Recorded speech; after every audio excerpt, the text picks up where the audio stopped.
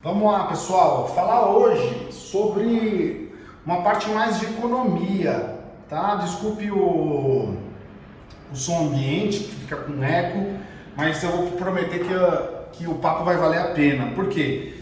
Vamos falar de dois aspectos: os movimentos que estão acontecendo no mercado como um todo, o que isso impacta na economia real e o reflexo dele no mercado financeiro ou vice-versa.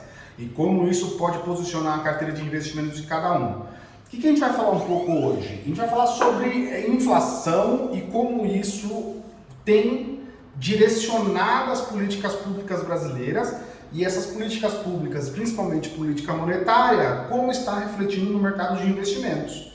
Então vamos passar um raio-x do nosso momento.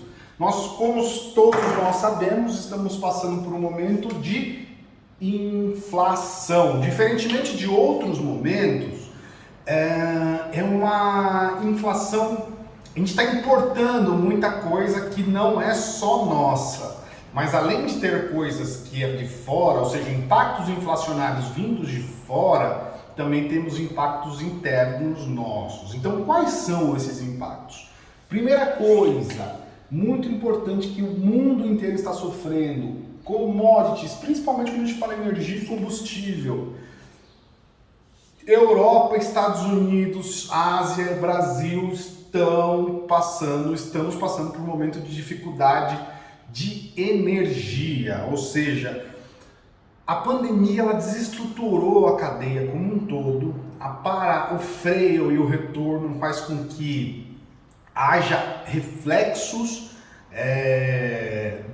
de uma economia 100% interligada. Então, quando a gente fala de energia, crise hídrica no Brasil, problema de gás na Europa, problema de furacões nos Estados Unidos, tudo isso faz com que o preço de energia tenha sido bastante pressionado em todos os cantos do mundo, tá? E combustíveis. Ou seja, quando a retomada da economia volta de uma forma robusta, como tem se tornado no mundo inteiro, e a vacinação vem acompanhando isso, a parte de óleo, ou seja, o barril de petróleo também está trabalhando em níveis bastante elevados. Quem se lembra, no começo de março, o petróleo trabalhando em números negativos, em valores negativos, mas hoje já está trabalhando em $85 o Brent, que é referência para a Petrobras. Isso fez com que nós sentíssemos o peso do aumento do Petrobras no nosso bolso, no nosso dia a dia, no nosso carro.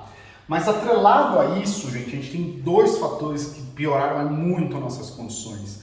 Subiu o petróleo, tem subido as commodities globais e o nosso câmbio foi o que mais se desvalorizou. Então aqui entra uma questão mais interna também, que pode ser resumido em alguma questão chamada risco fiscal / político. Independente de como somos, para quem acreditamos ou para quem queremos que esteja no poder, há uma instabilidade. E a última coisa que o mercado quer, ou que qualquer um quer, é imprevisibilidade. Isso traz imprevisibilidade. Para complementar a imprevisibilidade, teremos eleições no Brasil no ano de 2022. Portanto, gente, esse cenário faz com que a inflação nossa esteja muito elevada e todo mundo sabe disso, certo? O que o Brasil faz? O que o Banco Central do Brasil vai fazer para controlar isso? Um ponto que a gente tem que ter certeza: equilíbrio fiscal é fundamental, mas a autoridade monetária brasileira tem que subir os juros. A inflação subiu, no primeiro momento ele sobe mais os juros. Para quê? Para diminuir a expansão da economia. Política contracionista, reduzir a atividade, reduzir o dinheiro na economia e reduzir a atividade econômica no país. Isso vai refletir, gente, na curva de juros. Aqui está o ponto da aula de hoje, da conversa de hoje. Vamos falar da curva de juros. Trouxe aqui para vocês, espero que vocês consigam enxergar. Uma curva de juros normal, natural, de um mercado equilibrado, crescente, é o seguinte: você tem um título, imagina o título do governo brasileiro ou o título do governo americano. Qual que é o comportamento esperado? Um título com prazo para 2 anos pede um juro menor do que um título com prazo para 10 anos. Isso chama-se o spread da taxa de juros de curto prazo e longo prazo, certo? Isso acontece porque o investidor exige um retorno maior no longo prazo. Por quê? Porque é mais longe, as incertezas são maiores. A incerteza no curto prazo é menor do que para longo prazo. O que vai acontecer daqui a 3 meses é muito mais certo do que vai acontecer daqui a 10 anos, certo? Então essa é a curva. Essa é uma curva que a economia passa normalmente. O que acontece? Vamos voltar para a inflação de uma forma rápida. Vou fazer para vocês como funciona a curva da inflação. Vou escrever inflação, espero que vocês vejam.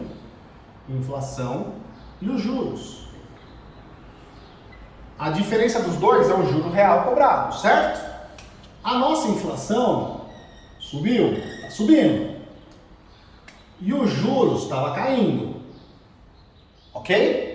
O que agora a política retracionista vai fazer? Deixa eu até voltar aqui. Ela vai carregar a subida dos juros. No curto prazo, para quê? Para que a inflação arrefeça. A inflação arrefecendo, eu passo por cima, eu volto, e aí ele volta a trabalhar em níveis normais. Ok?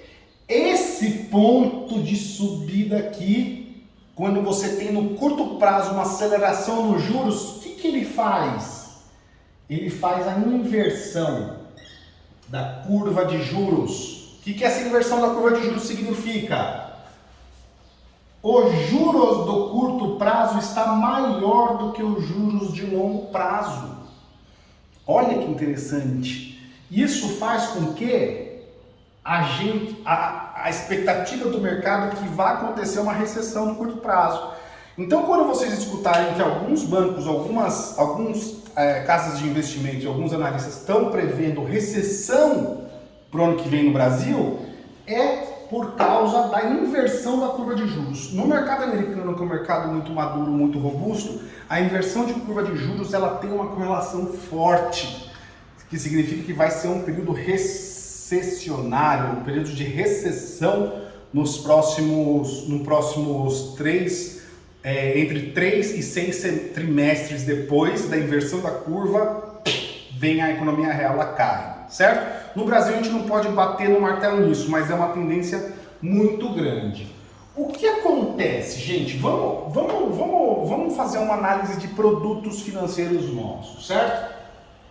O que está acontecendo hoje? Hoje, o juro, mas o que está acontecendo no Brasil? Deixa eu fazer aqui a curva de juros, tá? A curva de juros de curto prazo ela está subindo, mas a de longo prazo também, certo? Então ela está quase que uma reta, tendendo para começar a baixar. Ou seja, o juro de 10 anos, ele está hoje a 12% ao ano. 12% ao ano. Ele está mais alto do que foi quando estava lá na pandemia, lá em março. Em março bateu 10,37, hoje já está navegando em 12,45% ao ano. Esses juros de 10 anos. O que significa que os títulos de longo prazo estão precificados a 12 pontos, considerando o cenário de 12,45. Quando a política retracionista fizer trouxer o resultado que ela espera, que é reduzir a economia se reequilibrar, e aí a gente vai ter a passagem da eleição, risco fiscal a gente vai ter superado, para algum lado a gente vai ter superado, o que vai acontecer? Esse juros futuro vai cair. Primeiramente, os juros de curto prazo vai cair. Então vamos fazer um cenário aqui, ó. Ele vai cair o curto prazo, certo? Aqui na frente, caiu o curto prazo. O longo prazo vai estar um pouquinho mais acima, mas ambos vão cair. Ok? O que acontece quando esses juros futuros cair? O título que você comprou pagando 12,45, ele está atrativo. Por quê? Porque não tem mais esse título no mercado. Então, esse título que você comprou agora para 10 anos, ele vai estar valendo bem, vai estar valendo mais no mercado. Isso chama-se marcação a mercado de renda fixa. Portanto, senhores, renda fixa não é fixo. Por quê? Por causa do movimento da curva de juros, da inflação e de tudo, ele tem a precificação do momento de acordo com os juros futuros. Ok? Espero que vocês tenham gostado, tentei ser curto, mas é muito interessante a gente estar por dentro disso, porque vai impactar na economia real e como que a gente investe, a gente aloca os nossos investimentos. Qualquer dúvida, fale comigo. Valeu, tchau!